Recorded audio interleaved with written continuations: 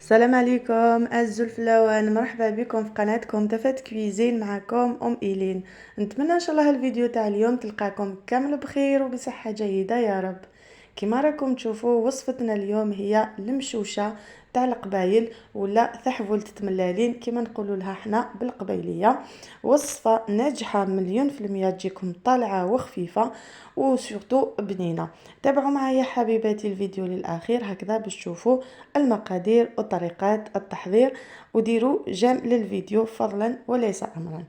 الحاجه الاولى حبيباتي، بسم الله على بركه الله، في الغيسيبيون تاعي ديروا الطبس يكون شويه غامق.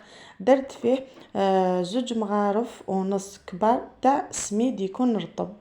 الا ما عندكمش سميد رطب ديروا الفارينه. درت كميه تاع الملح اللي جد ضروريه باش يعني لتعديل الذوق، ما تجيكمش المشوشه تاعكم مسوسه وصامته.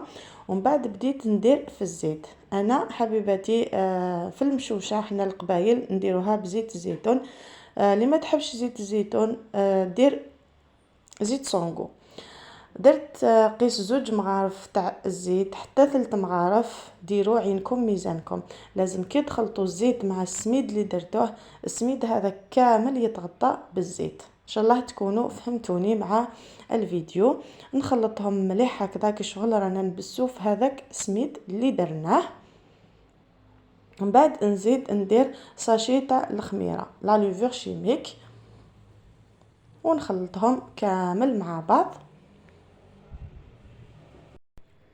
ودوكا حبيباتي نبدا ندير في البيض. انا المشوشه تاعنا تاع نهار اليوم درتها ب6 حبات بيض على حسب المقله تاعنا. وكما راكم تشوفوا راني في دارنا. يعني درنا هذه الوصفه، هذه درنا هذه المشوشه باش نتقهوى بها. قلت لي ما لا نشاركها مع حبيباتي هكذا باش يعني بالك تفيدكم، بالك كاش وحده هكا راهي تحوس وصفه مليحه تاع مشوشه تقول لك حبيبتي ديريها وعينيك مغمضين. هنا درت 4 حبات خلطتهم مليح مليح.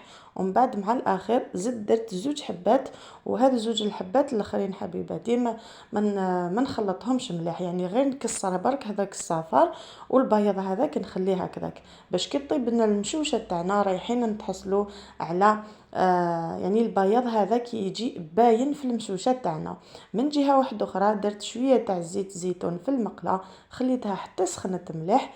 ومن بعد جبت الخليط تاعي حطيته هكذا درته في المقله، غطيتها على نار اوديبو كي تحطوها تكون متوسطه 1 دقيقه برك. ومن بعد نقصوا لها على نار تكون هادئه. كي تشوفوها حبيباتي طبت من التحت وبدات تنشف من الفوق، جيبوا الطبسي بهذه الطريقه وقلبوها وقلبوها غير بالعقل باسكو فيها الزيت هذيك، بعيد الشر تحرقوا يديكم. يعني كما شفتوا معايا في الفيديو قلبت المشوشه تاعي بكل سهوله. عاود رجعتها على الجهه التحتانيه باش تزيد تطيب لي. نغطيها بالغطاء تاع المقله هذيك ونعاود نحطها فوق النار تكون متوسطه. هذه هي حبيباتي. وكي تشوفوها طابت نحوا المشوشه تاعكم. كما راكم تشوفوا انا درتها في طبس يكون بلا. وهذه هي المشوشه بسم الله ما شاء الله. صدقوني حبيباتي مولفه تخرج خير من هذه. جت ولا اروع، جت بزاف خفيفه. دوك نقسمها معكم وتشوفوها. وكما قلت لكم احنا نديروها للنفسه وثاني نديروها صبيحه العيد. نشفى ملي كنت صغيره كنا كي نوضو صباح نوضو على ريحه المشوشه. الله الله سورتو في العيد الكبير. كما على بالكم العيد الكبير يعني ما نديروش بزاف الحلويات، نديرو غير هكا نوع ولا 2 نواع تاع غاطو ونديرو مشوشه ولا خفاف ولا مسمن. هذا هو البياض حبيبتي اللي قلت لكم يبان طايب وحده. للاسف هنا الاضاءه ما فقتش كيفاش كانت الاضاءه بزاف وما بنت لكمش مليح هذيك المشوشه.